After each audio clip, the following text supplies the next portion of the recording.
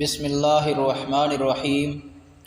سامان سے لدا ہوا ایک بحری جہاز محو سفر تھا کہ تیز ہواؤں کی وجہ سے وہ الٹنے لگا۔ قریب تھا کہ جہاز ڈوب جاتا۔ اس میں موجود تاجروں نے کہا کہ بوجھ ہلکا کرنے کے لیے کچھ سامان سمندر برد کرتے ہیں۔ تاجروں نے مشورہ کر کے طے کیا کہ سب سے زیادہ سامان جس کا ہو وہی پھینک دیں گے۔ جہاز کا زیادہ تر لوڈ ایک ہی تاجر کا تھا۔ اس نے اعتراض کیا کہ صرف میرا سامان کیوں، سب کے مال میں سے تھوڑا تھوڑا پھینک دیتے ہیں۔ انہوں نے زبردستی اس نئے تاجر کو سامان سمیت سمندر میں پھینک دیا۔ قدرت کی شان کہ سمندر کی موجیں اس کے ساتھ کھیلنے لگیں۔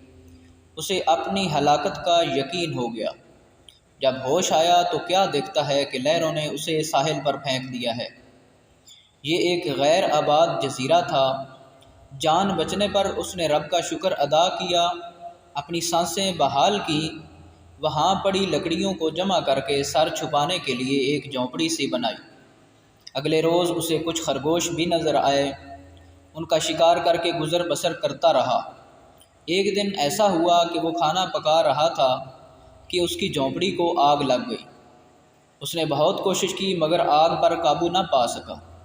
اس نے زور سے پکارنا شروع کیا کہ تو نے مجھے سمندر میں پھینک دیا، میرا سارا سامان غرق ہو گیا، اب یہی جھونپڑی تھی میری کل کائنات، اسے بھی جلا کر راکھ کر دیا، اب میں کیا کروں؟ یہ شکوہ کر کے وہ خالی پیٹ سو گیا۔ صبح جاگا تو عجیب منظر تھا۔ دیکھا کہ ایک کشتی ساحل پر لگی ہے اور ملاح اسے لینے آئے ہیں۔ اس نے ملاحوں سے پوچھا کہ تمہیں میرے بارے میں کیسے پتہ چلا؟ انہوں نے جواب دیا۔ اس سے تاجر حیران ہو گیا۔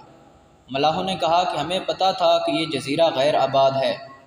اٹھتا ہوا دھواں نظر آیا تو سمجھے شاید کوئی یہاں پھنسا ہوا ہے جسے بچانا چاہیے، اس لیے ہم تمہارے پاس آئے۔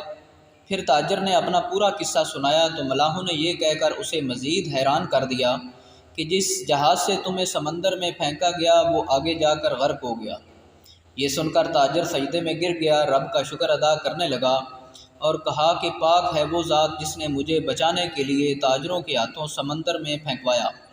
اپنے بندوں کے بارے میں وہی زیادہ جاننے والا ہے۔